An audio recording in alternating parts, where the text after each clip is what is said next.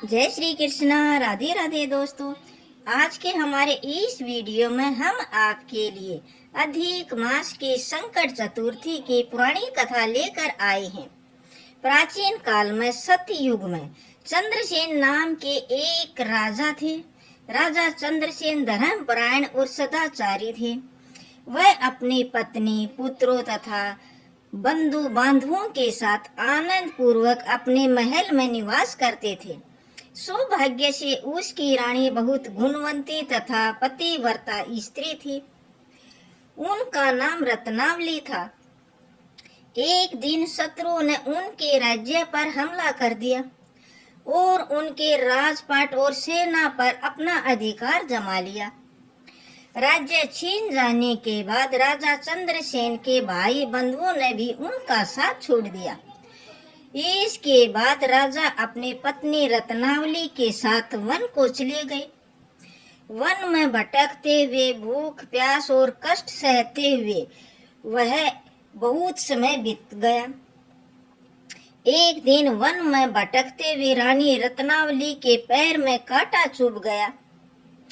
रानी के पैर में कांटे को देखकर राजा को अपार कष्ट हुआ। वन में भटकते हुए राजा की नजर महर्षि मार्कंडेय पर पड़ी। वह दोनों उसके पास गए और उन्होंने प्रणाम किया। वन में विराजमान तपस्वी एवं जितेंद्रिय मुनि मार्कंडेय से हाथ जोड़कर राजा चंद्रसेन बोले, हे पूज्यवर, मैंने पूर्व जन्म में ऐसा कौन सा पाप कर्म किया है जिससे मेरी राजलक्ष्मी शत्रुओं द्वारा छीन ली गई। ये सुनकर मार्कंडेय ऋषि बोले, हे राजन, मैं आपको आपके पूर्व जन्म के बारे में बता रहा हूँ। आप उस जन्म में भी एक राजा थे। एक बार आप शिकार करने गहरे वन में चले गए। शिकार करते करते आपको रात हो गई। उस वन में आपने एक सुंदर सरोवर देखा और उसके किनारे लाल रंगों की साड़ी में सुशोभित नाग कन्याओं को भी देखा। वह सब संकट चतुर्थी का व्रत कर रही थी।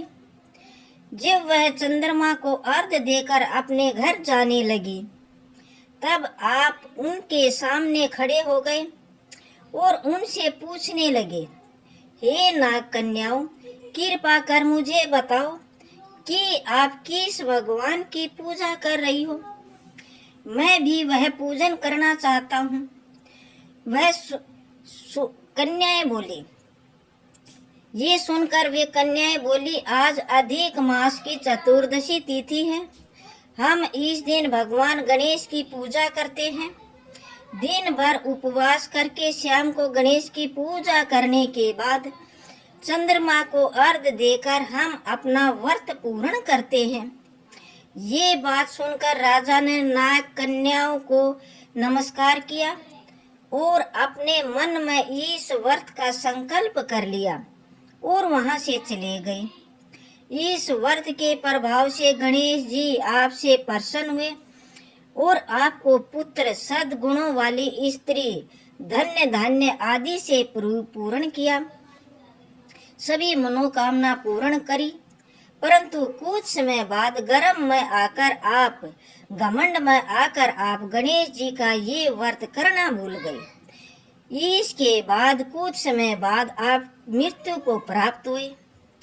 अपने पूर्व जन्मों में आपने जो गणेश जी का पूजन किया था, उसके प्रभाव से इस जन्म में आप राजा बने और धन के गर्व में आकर जब आपने व्रत करना छोड़ दिया, उस पाप के फल स्वरूप आपकी ये गति हुई। ये बात सुनकर राजा बोले, हे मार्कंडेय ऋषि, अब मैं ऐसा क्या करूं जिससे मुझे इस संकट से मुक्ति मिले। ये सुन मुनि मार्कंडेय महाराज बोले, आप पूरे विधि विधान से गणेश जी की पूजा अर्चना कीजिए और संकट नाशक अधिक मास की संकट चतुर्दशी का व्रत कीजिए, जिससे गणेश जी प्रसन्न होंगे और आपको पुण्य राज्य वैभव प्राप्त होगा। मार्कंडेय ऋषि की बात सुनकर राजा ने उन्हें प्रणाम किया और अपनी कुटिया में चले गए। इसके बाद राजा ने अपनी रानी के साथ भक्ति पूर्वक विधि विधान से संकट चतुर्दशी का व्रत किया। व्रत करने से उनके शत्रुओं का नाश हुआ और उन्होंने अपना खोया हुआ राज्य पुण्य प्राप्त किया। हे गणेश जी महाराज, इस कथा को कहते सुनते हुकारे भरते सबके ऊपर अपनी कृपा बनाए रखिए। प्रेम से बोलिए गणेश महाराज की जय।